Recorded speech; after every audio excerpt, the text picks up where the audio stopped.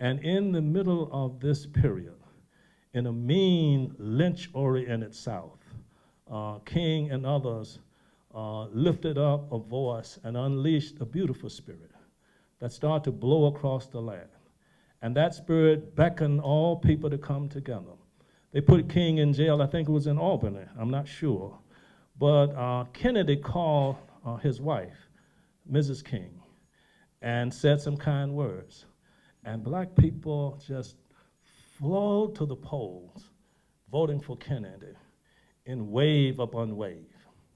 And the margin of difference between Kennedy getting elected and Nixon getting elected really was black people.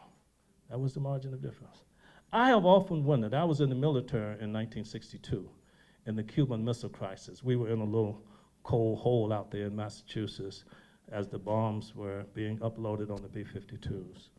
And this thing had gotten down to, it starts with Defense Condition 5, DEFCON, and it keeps dropping until it gets down to Defense Condition 1, is it? Which means that war is imminent. Chrome domes are flying, ships are steaming toward each other, and the advice that Kennedy got from some was to go ahead and pull the trigger, because we cannot run the risk of them doing it first. And he hesitated on that. And I have often wondered what might have been the difference if Nixon had been sitting at that table. I've often wondered.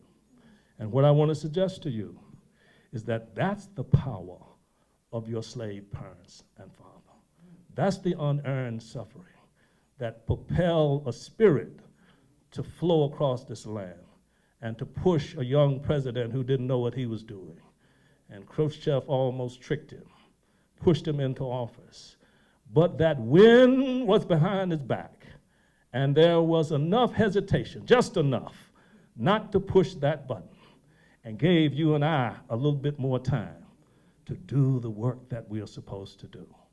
And if we begin to get up beside history closely and see it, and see the significance of what we've already done with all of our weaknesses and flaws, I think it will energize us, how shall we say, to run on and see what the end will be.